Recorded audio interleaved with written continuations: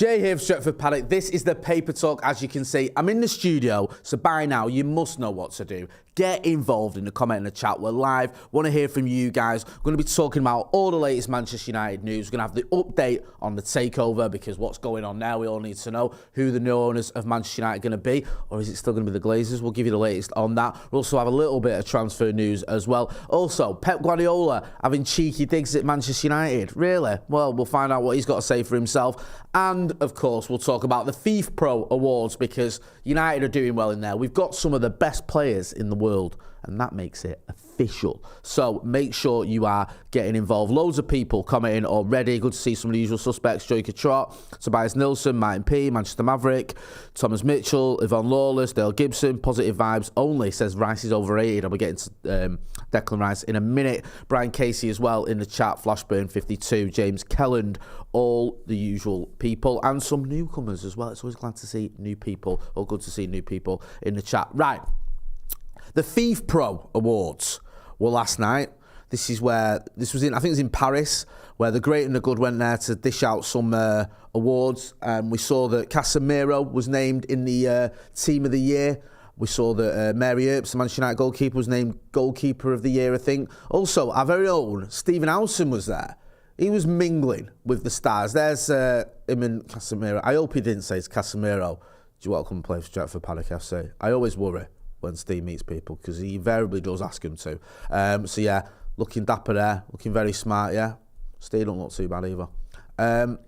Also, he met, yeah, you can see, sorry, I didn't notice that, forgive me. Yeah, he's met both of them. He's also met a load of other stars as well. He keeps posting on his Instagram, winding me up or putting it in our group chat. Oh, look who I'm with now, look I'm with R9, pathetic. So yeah, it's good to see Casemiro getting acknowledged with the Team of the Year. I'll go through the men's World 11, as it's called. You had Courtois in goal, Cancelo, well, you can tell that was a few weeks ago, they voted for that one. Van Dijk, Hakimi as your back three, I think we've gone for here. Is that what we've gone for? Is it a 3-3-4 formation, which is rather interesting? Casemiro, De Bruyne and Luka Modric as your midfield. Benzema, Haaland, Kylian Mbappe and Lionel Messi as the attacking players in that. So yeah, not a bad 11 there, if we're being honest, and good to see Mary Earps and also Casemiro as well getting recognised. Been a bit of intrigue with this, because I think it was David Alaba who's had a little bit of grief off Real Madrid fans for not voting for Karim Benzema as the player of the year, and he voted for, I think, Messi, and then he was getting stick, and he was getting some nasty stick as well. He was getting racist abuse for voting for Messi, which is obviously just disgusting and ridiculous. And he's put out a bit of statement explaining that he didn't vote for it. He said the Austrian national team vote for this award as a team, not me alone. Everyone in the team council is able to vote, and that is how it's decided. Everyone knows, especially Karim, how much I admire him and his performances, and I have often said that for me, he's the best striker in the world, and that is still the case without doubt.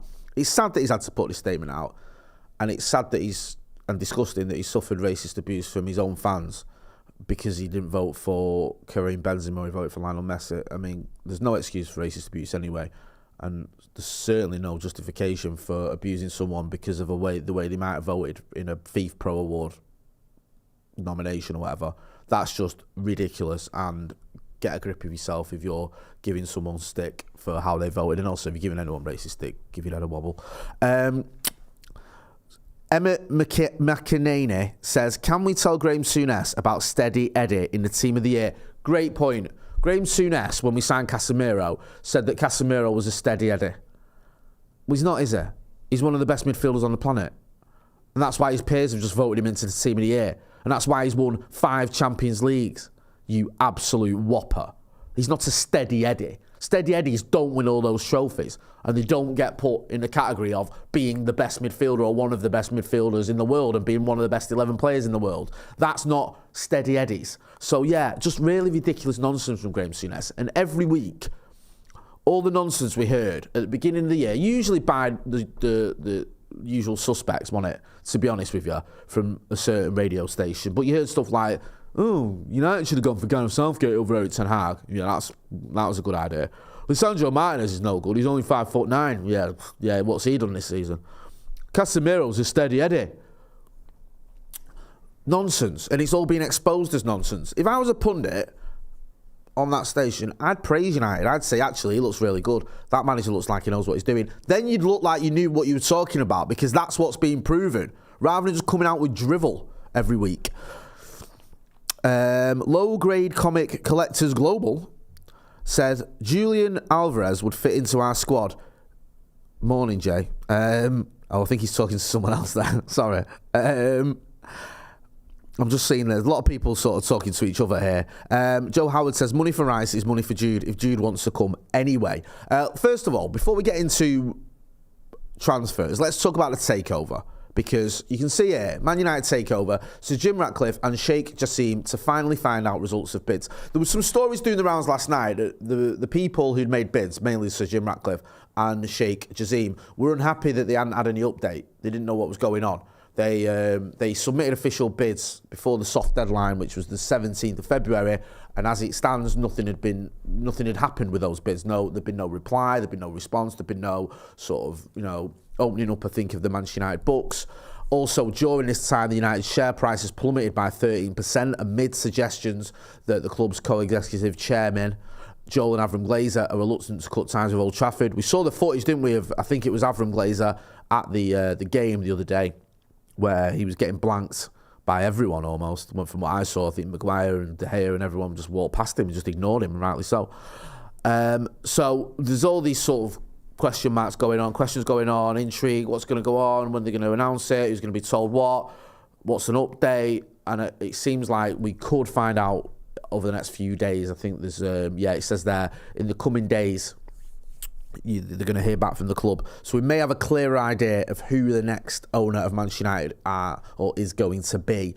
It says there that the US merchant bankers Rain Group, who oversaw Chelsea sale, will reach out to those who've made offers this week.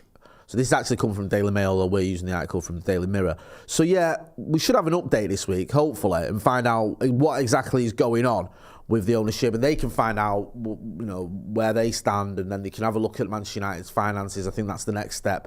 They're giving access to the finances so they can see everything, and then we can start formalising bids and seeing where the takeover takes us. The Glazers apparently are looking for around £6 billion. That ain't going to happen. The club is closer, the valuation of the club seems to be closer to £4 billion. Maybe there's some sort of middle ground. There was talk or suggestions that the Glazers were going to stay.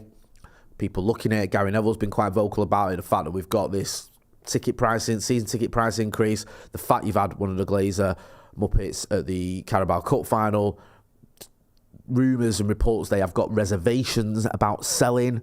Maybe they're looking at it and going, maybe there's more milk we can milk from this cash cow. I don't know, money we can milk from this cash cow, not milk. Money we can milk from this cash cow. It worries me, the idea of the Glazers staying, I'm not going to lie to you, but we'll have to wait and see, because at the moment, we don't really know. I still have this inkling they are going to sell. I still feel like there's enough money on the table to make them sell. From what we gather, Sir Jim Ratcliffe and Sheikh Jassim do have the money, do have the clout to make this deal happen. It's not like the Glazers have announced a sale and no one's been interested. You've got two extremely wealthy individuals. Maybe one is an individual, maybe the other one is part of a ruling class. But they've obviously both got the money regardless of where that money's coming from. That's another discussion we can definitely get into at some point.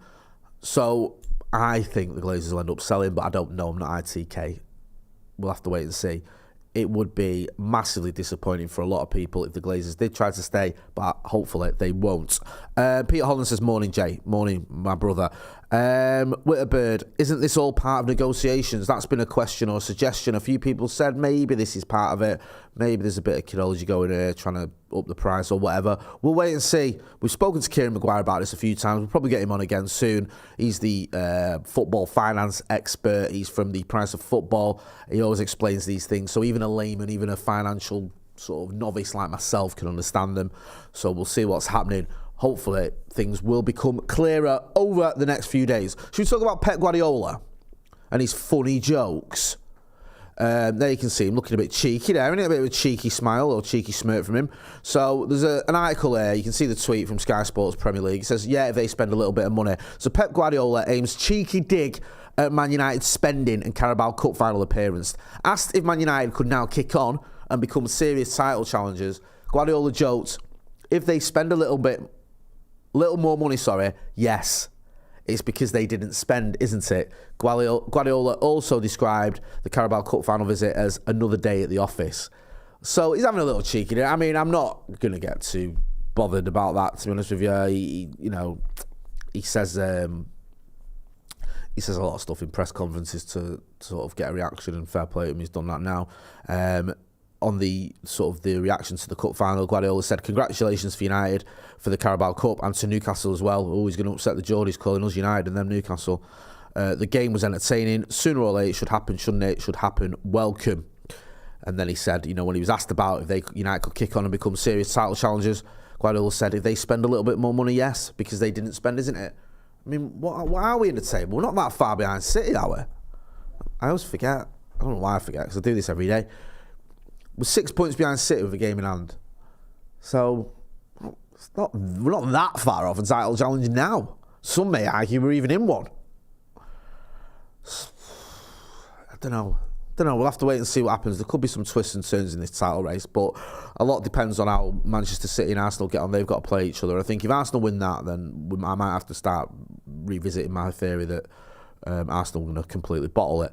But yeah, United on his radar, obviously. I think he knows with this manager and this squad we've got, and the fact that we could have new owners willing to spend money, that Manchester United are going to be title challengers. If we're not already, we're certainly going to be challenging next season. I'd be very, very surprised if we weren't. And when I say challenging next season, I mean a proper title challenge that doesn't give everyone a 2-game head start like we did this season. Shall we talk about, in fact, let me get into some of the comments. Sorry, I've not mentioned some of the comments there. We've got a super chat as well from Jay Frasconi. It says, good morning, Jay. Great show. It's so fun to see Pep freaking out at the first sign of another good team in Manchester. He will probably demand 200 million to spend on 4 fullbacks again in response. He is fragile at best.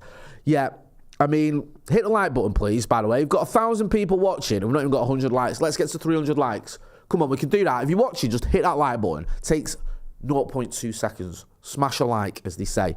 Daniel Farr makes a great point here. He says, he's not dealing with incompetent competition anymore. Witterbird says, Pep's pre-match press conference is like the girl that says, like my new haircut in their underwear. Do you know what? Pep's press conferences are weird, right? I used to do Pep's press conferences, and sometimes it'll be like quite jovial, and he's having a little bit of a cheeky one, because the journalists are like that because he's being funny, yeah, and it's like, okay, he's having a giggle. But there's times when he's proper hard work, and I've had it where you've asked him a question and he just gives you a one-word answer or whatever, and he just doesn't want to get involved, especially if it's anything to do with referees or anything like that. He used to be a bit weird about that.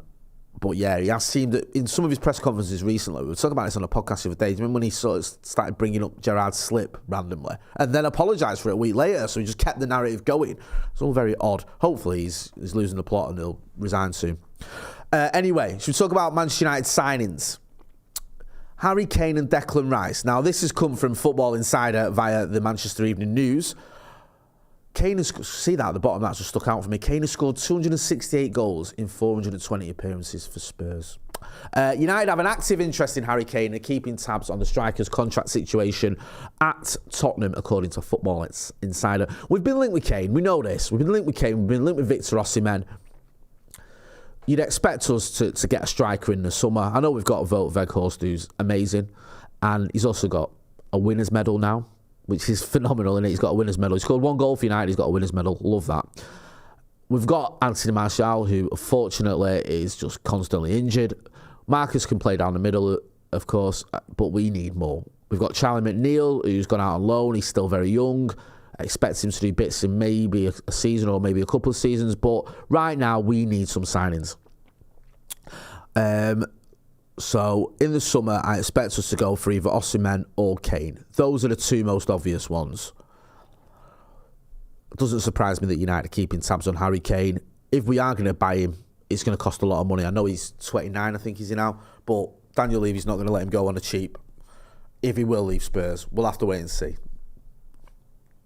The other transfer target we're in for is Declan Rice. Again, this is coming from Football Insider via the Manchester Evening News, and it says United are hopeful of signing Declan Rice, hopeful of beating Arsenal in Declan Rice race. So Arsenal are in for him, we're in for him.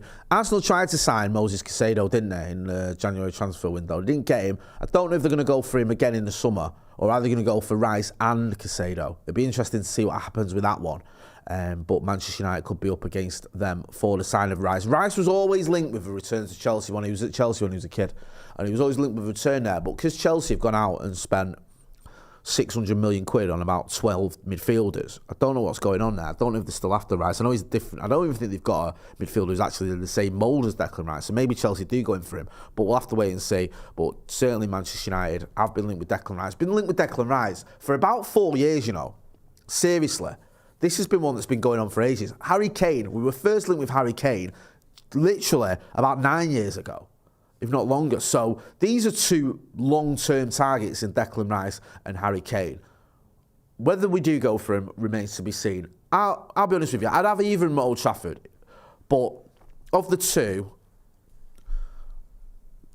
I probably prefer, I don't know actually, because I was going to say I prefer Harry Kane, but he's, you know, if you get Declan Rice, you've probably got a midfielder who can play for you for the next 7 or 8 years. Get Harry Kane, you probably get 3 years out of him, maybe. We'll have to wait and see. Lex ENT says Kane is washed up. Daniel Farr says, I'd put money on Gonzalo Ramos is the main target. I'd chase freebies like Thuram too. We could really fill out the squad with Tielemans, Rabiot and Thuram. Maybe. We have been linked with Tielemans over the years.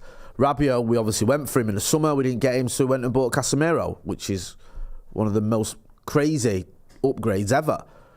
You know, we couldn't get Rabiot, so we got Casemiro.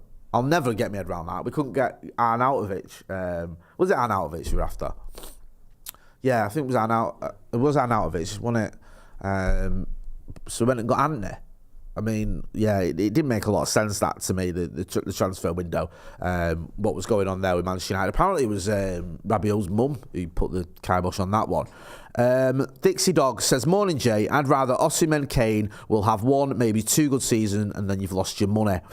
Fredo C says, Jude Bellingham, Osimhen away better. Jude Bellingham, Osimhen would be very, very good transfers if we bought them in the summer. Who knows as well, if we've got the big dough, yeah, if Ratcliffe or the kid from Qatar come in and they're going, no, we want some marquee signings, we want to back this manager and show what we're about, then maybe. IR says Veronique Rabiot is the GOAT. Yeah, apparently it was her that stopped it.